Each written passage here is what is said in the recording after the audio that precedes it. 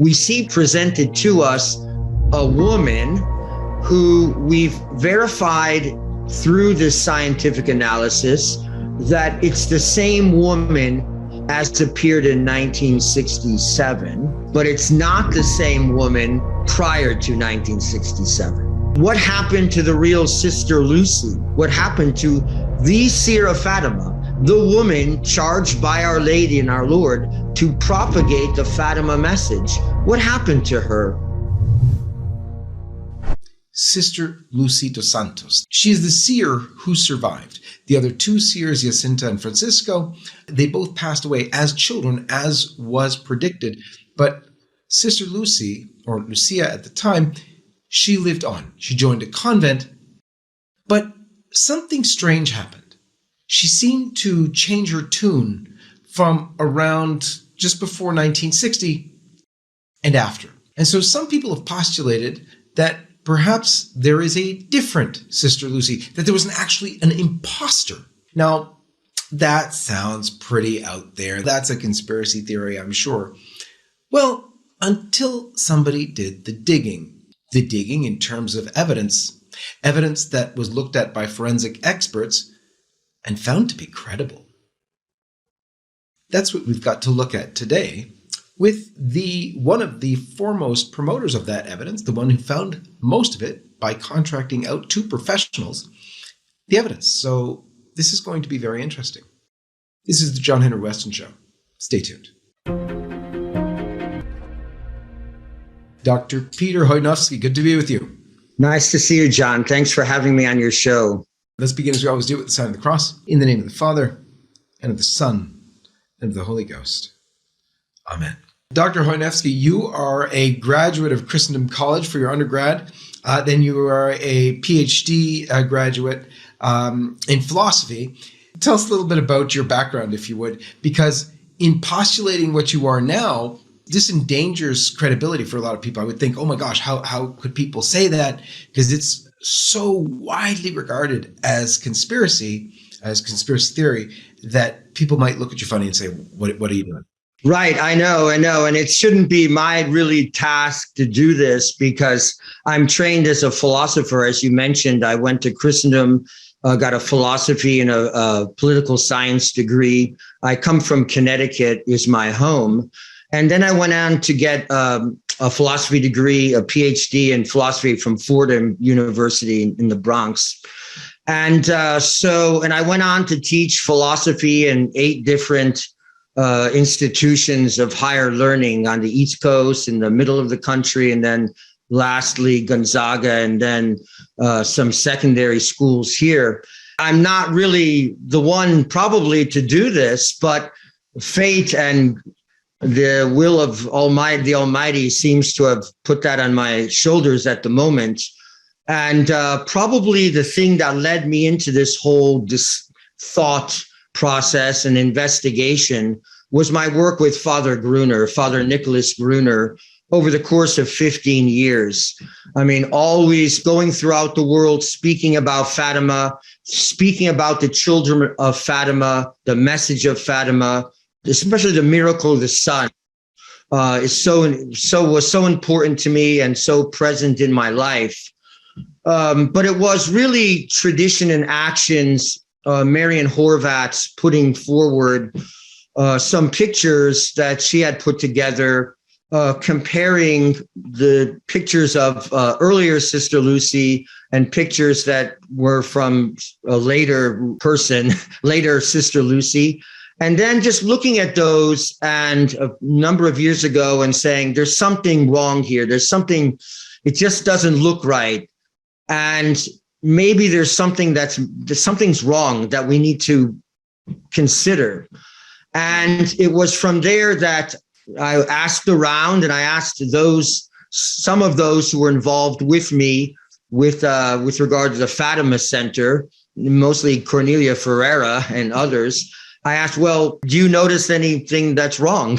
And certainly they looked at it and they said, there's something there. There's something that should be considered, but you need to prove it. If there's something wrong, you need to bring scientific evidence. You need to prove whether it's the true or the false, whether there's the same woman or a different woman, whether there's one Sister Lucia or two, you need to show it.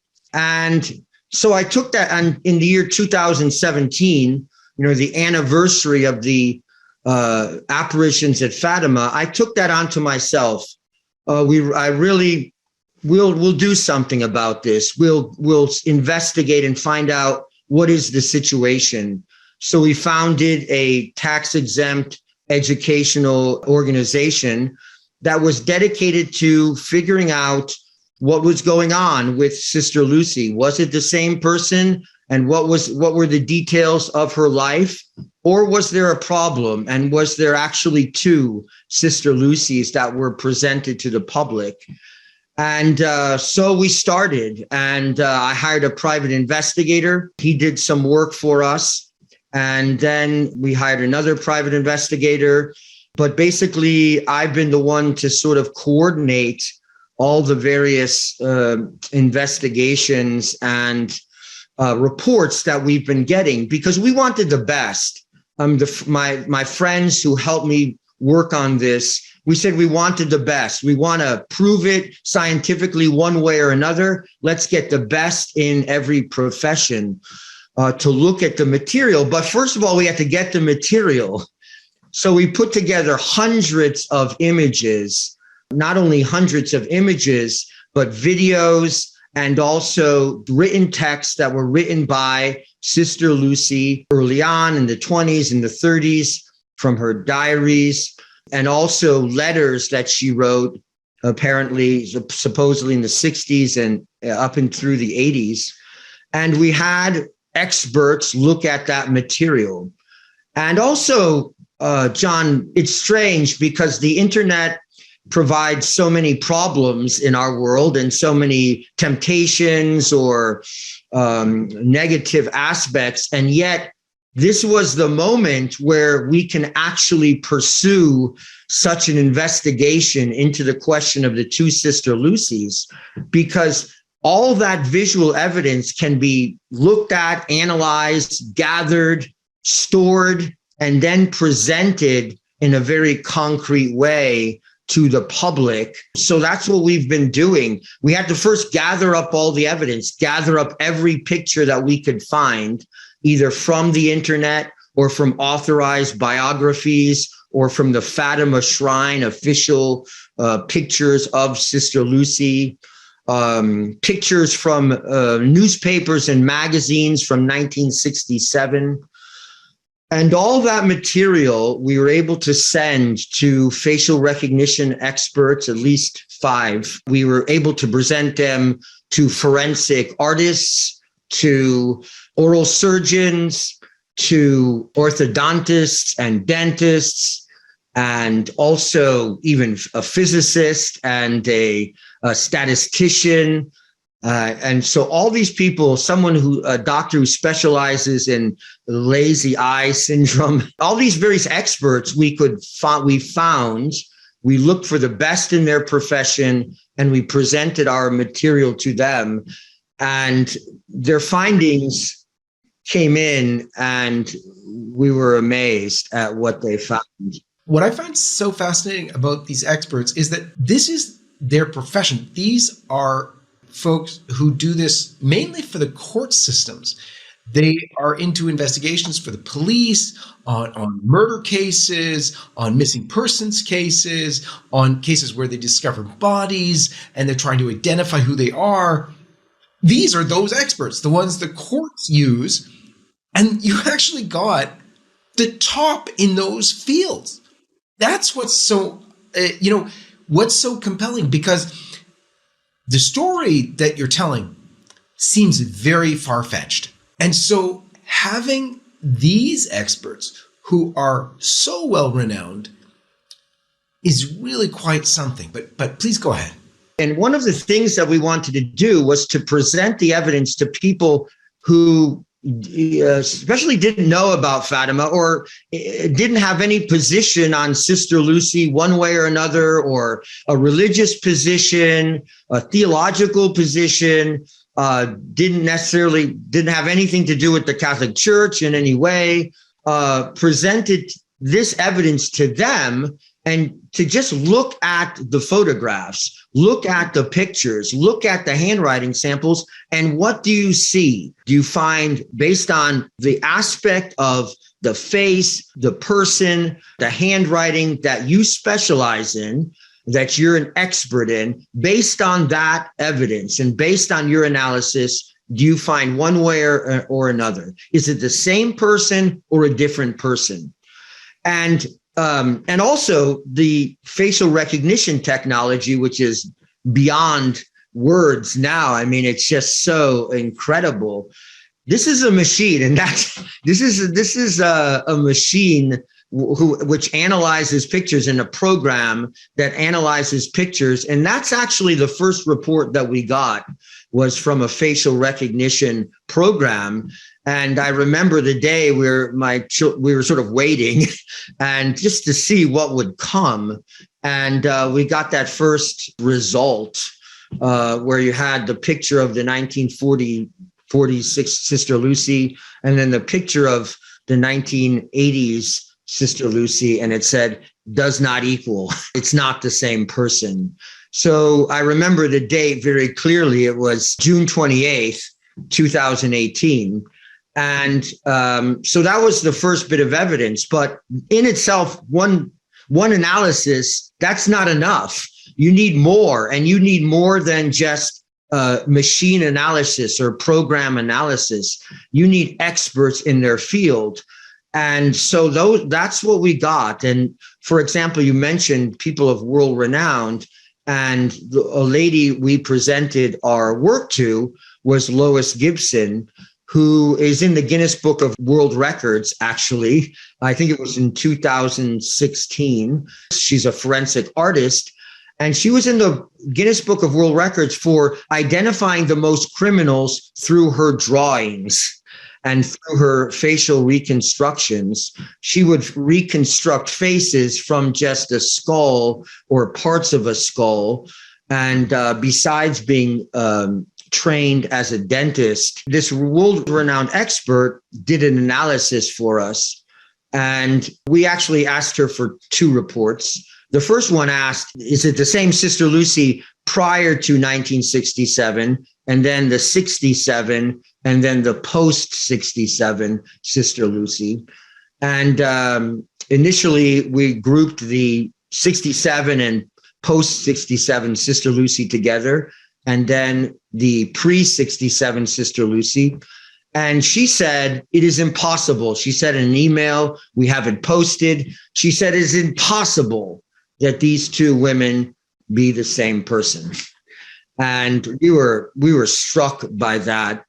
Now, just for clarity's sake, the 67 Sister Lucy or before, those are different, or the post 67 and the 67 are the same? There's really three different phases of the pictures, if you will, because there's a gap between some of the time periods.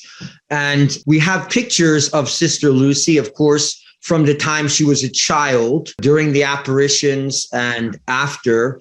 And then the 1940s Sister Lucy, we have many pictures of those. And all the way until the 50s, when she was a Carmelite, up until the mid-50s, we have pictures of Sister Lucy as a Dorothean, as a child, and as a Carmelite.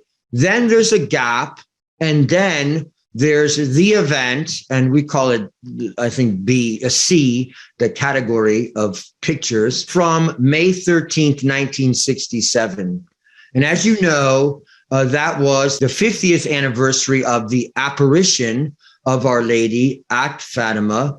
And there, Sister Lucy met with Paul VI at Fatima, a very public event where she was in full display, brought forward, and actually spoke with Paul VI, we know from newspaper accounts, for 3 minutes in total only.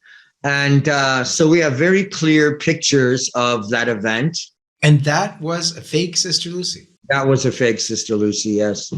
That was a fake Sister Lucy. We have, and if you check our website, sisterlucytruth.org, You see we have separate pictures from that event because it was just one day.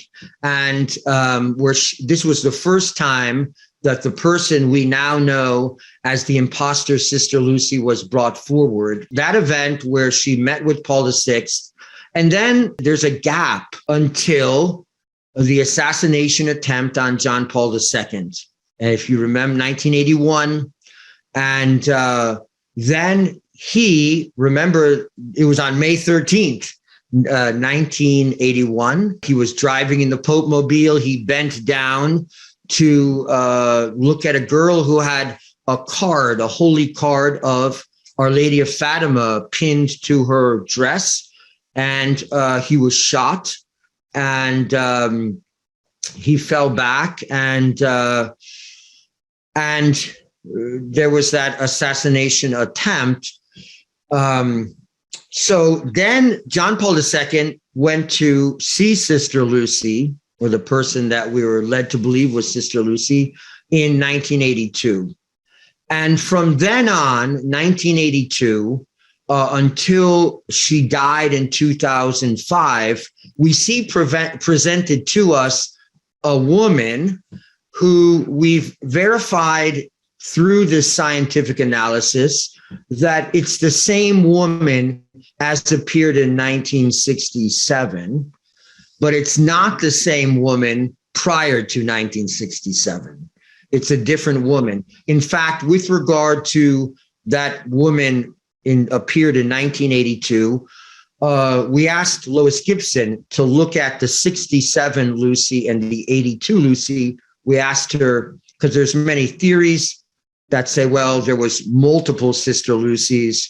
And we asked her to look at the pictures from 1967, analyze them, and then the post-1982 pictures. Are they the same person, the same woman? And it was, but that woman is not the same as appeared prior to 1967. So there was a single imposter we found, and this has played out in all the reports. We have one report, a facial recognition report, which was neutral on the whole question, but said this is an area for investigation, certainly. We're looking at a fraud that has been perpetrated on the Catholic people. And our task is to investigate, well, as we've indicated, whether there was a fraud, okay, and also an imposter, and what was the case? Like, what happened? Who was this woman that appeared after in 1967 and appeared after to 2005? Who was she? Where did she come from? And what happened to the real Sister Lucy? What happened? What happened to the Seer of Fatima, the woman charged by Our Lady and our Lord to propagate the Fatima message? What happened to her? And we're still in the middle of this investigation, so it's by no means complete. What we're satisfied with, however, from all our reports, is that there was an imposter, and that this is a case that must be investigated as to the where and the why. We looked at video evidence. That's another great thing to look at, and that you have access to now because of the internet. We even analyzed the voice of the new Sister Lucy, and we asked Portuguese translators and experts where her accent comes from. Like, where can she be placed? And they placed her accent in a place, Vizu, which is about 100 miles north of Fatima, north of Coimbra. And they know it's a sort of a suburban accent. It's not a rural accent. And so we're trying to narrow in on who this woman is and what her story is. But of course, the huge question is what happened to the real Sister Lucy? You know, the facial recognition technology was important, but also, you know, the experts, the analyzing of the face. like the different foundational points of the face, like the measure between the bottom of the nose to the top of the lip, the relation between the eyes, the eyes and the eyebrows, and all the various, the chin is so important. And so many of the experts point to the different chin construction. And in order to say that this can't be the same woman, this is not just a matter of dentures. This is not just a matter of changing teeth or pulling teeth. This is a skeletal difference. That's what they all say, whether it's Dr. Mascara, who's a maxillofacial surgeon, or Dr. Garcia, the plastic surgeon. They all say that it's a skeletal difference that we're focusing on, that we have here in front of us. And that can't change because of any kind of dentation or dentures or any kind of implants. Because we do know that Sister Lucy had very bad teeth. If you look at her pictures from the 40s, very bad teeth. And in 1948, all of her teeth were pulled out and she was given dentures. Why they needed such drastic measures, I don't know. And it makes you wonder. She was given dentures. So we presented that to the experts and says, does this affect your analysis in any way?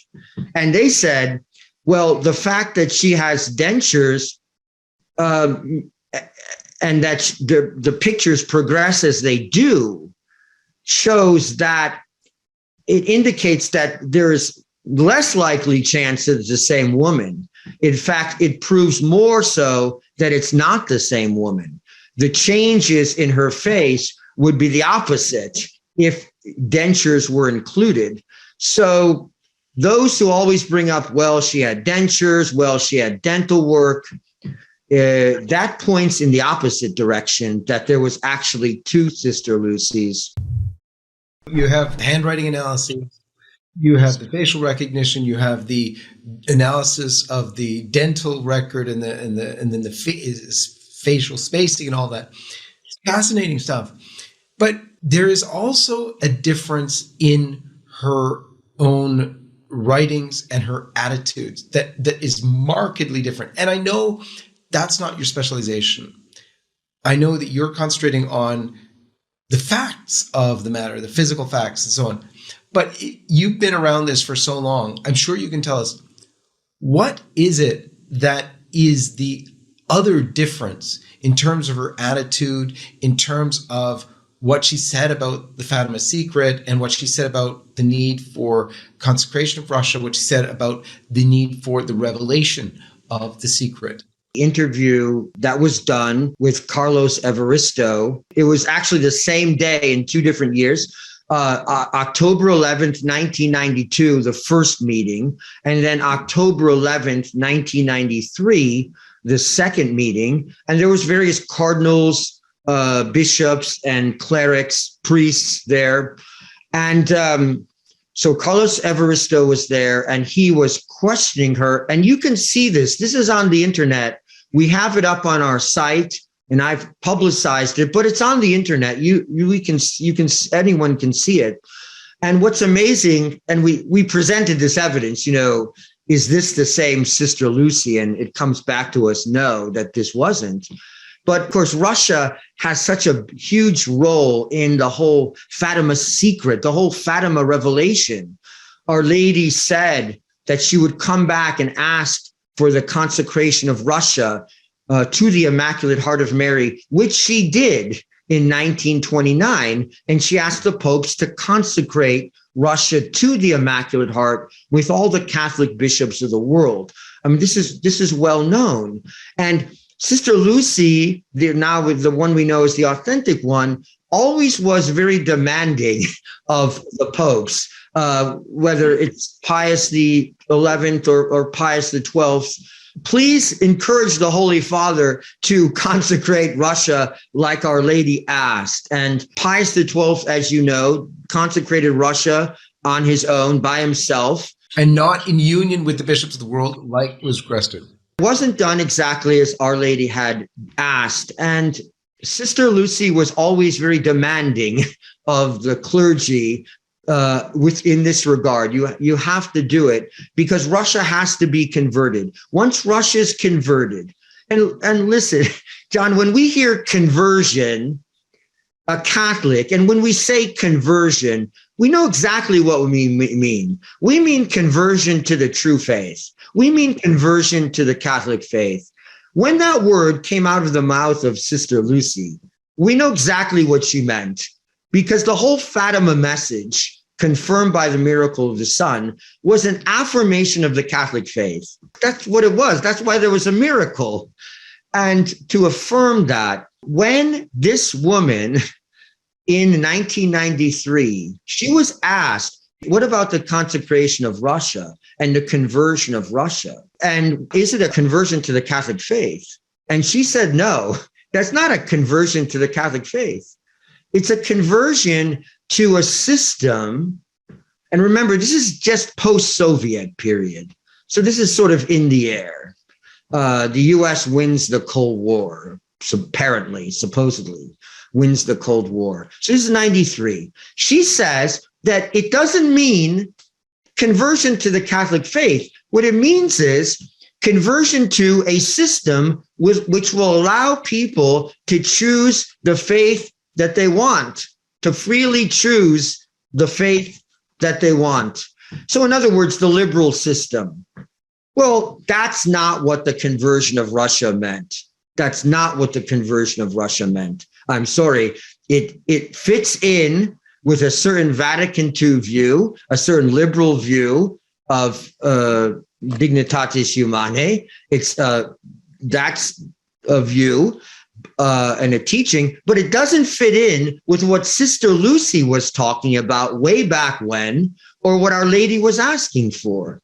And also what came up, not only that strange thing, but also what came up was that Sister Lucy didn't want the message released in 1960, when the real Sister Lucy absolutely said that this secret, the third secret, must be released either when I die or in 1960, whichever comes first. How did that go? Where did she say she didn't want it released? In the same interview. So this is the October 11th, 1993, in the Carlos Evaristo interview. Yeah. And she also said at that point that the message was solely for the Holy Father, okay, which had never been said by Sister Lucy before. The message was for the whole church and the whole world, really. It wasn't just for one person. It was for the whole church and the whole world. So a shocking contradiction in what she had stated earlier. And so many things express, speaking of the Jews as still being the chosen people of God, and coming from this mentality of that they have their own specific covenant that is still valid and there's no need to convert. That was said by Sister Lucy. That they were still the chosen people of God, yes. The real Sister Lucy never spoke about the Jews, as specifically a topic before. This is stunning. So out of this interview, you see Sister Lucy, the so-called Sister Lucy, and the forensic evidence seems to suggest conclusively that it is a false Sister Lucy. But definitely what is being said there is false, because Sister Lucy was very clear about the need for Russia to be consecrated, because she had already told previous popes, nope, not good enough. Sorry, it didn't work because you didn't mention Russia. Sorry, it didn't work because you didn't include all the bishops of the world. She didn't emphasize that Russia had to be named by name, because that's what the state entity that was being consecrated. For example, John Paul II didn't mention Russia specifically, and yet she's going to say that consecration was valid and that consecration was sufficient and Our Lady was pleased with it. And that was sufficient for the consecration that she asked. It's shocking because it contradicts everything the previous Sister Lucy had said. The stark difference from the pre-1967 Sister Lucy, who was so insistent with the popes, consecrate Russia. They tried it, didn't do it by name, so have to do it again. And then you have the same Sister Lucy from back then insisting that the secret be revealed, that Russia be converted, meaning to the one true faith.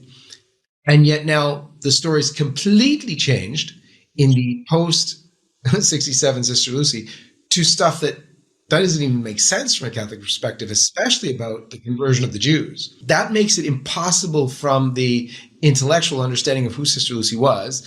But people might have said, well, maybe she just lost her mind. Or maybe she's convinced otherwise. Except for someone so saintly, you'd think, oh, that might be weird.